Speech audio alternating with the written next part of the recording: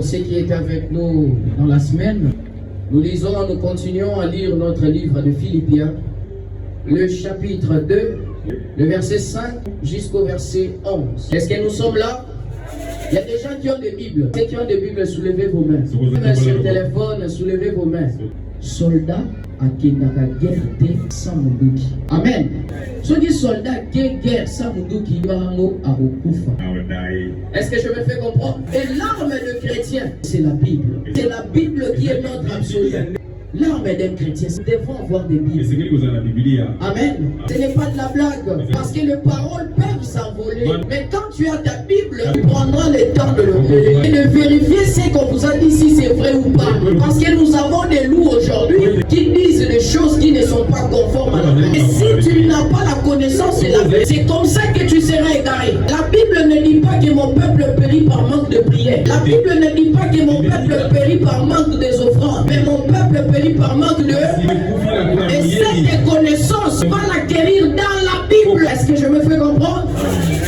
Alors lisons les Saintes Écritures. Philippiens 2, le verset 5 jusqu'à 11. Je lis au nom du Seigneur Jésus. Ayez en vous le sentiment qui était en Jésus-Christ, lequel, existant en forme de Dieu, n'a point regardé comme une proie arrachée d'être égal avec Dieu, mais s'est dépouillé lui-même, prenant une forme de serviteur, en devenant semblable aux hommes, ayant paru comme un serpent.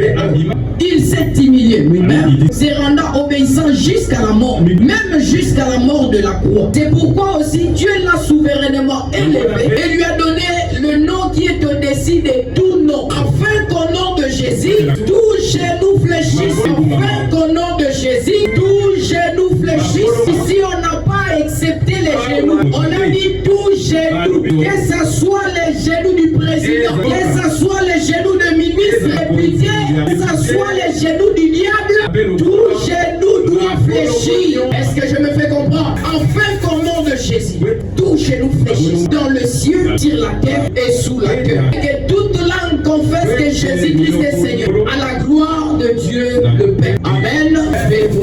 Je prie le Seigneur. Éternel des armées, merci pour cette opportunité que tu nous as accordée cet après-midi de nous tenir devant ton peuple pour apporter la parole.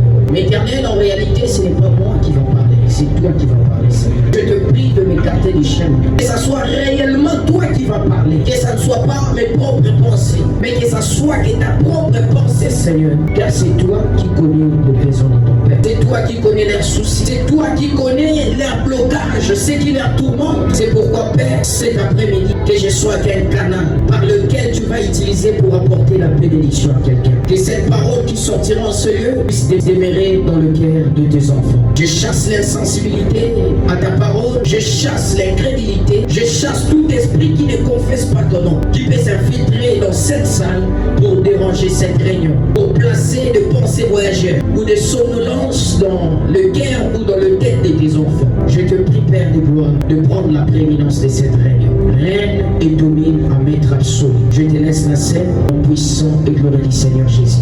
Ouais, mon interprète qui soit connecté au nom du Seigneur Jésus-Christ. Amen. Que le Seigneur Jésus vous bénisse.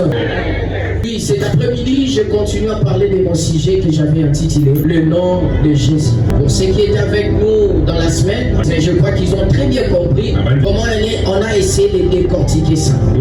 D'où est venu le nom de Jésus? Là est venu dans quelle langue? Nous avons essayé de descendre en bas et nous puissions comprendre l'importance de ces noms-là. Amen. Mais pour les gens qui sont venus aujourd'hui, je vais aussi rentrer un peu en arrière pour faire comprendre la signification de ces noms-là et pourquoi seulement le nom de Jésus. Amen. Nous avons vu que le nom de Jésus vient de l'hébreu, du mot Yehoshua. Et Yehoshua, c'est un nom qui est divisé en deux. Il y a Yeho et Yahshua. Et Yeho, c'est une forme abrégée de Yahweh. Est-ce qu'il y a quelqu'un qui me comprend? C'est une forme abrégée de Yahweh. Et Yahweh veut dire éternel. Yahweh veut dire Dieu. Il y a quelqu'un qui comprend? Et nous avons vu que Shua, c'est un verbe hébreu. Il veut dire secourir, sauver ou délivrer. Est-ce que je me fais comprendre? Alors il y a quelqu'un qui a compris la signification du nom de Jésus. Yehoshua veut dire Dieu sauve. Yehoshua veut dire Dieu qui secourt. Yehoshua veut dire Dieu qui délivre. C'est ça le nom de Jésus. Jésus veut dire Dieu sauve. Jésus veut dire Dieu qui secourt. Jésus veut dire Dieu qui délivre.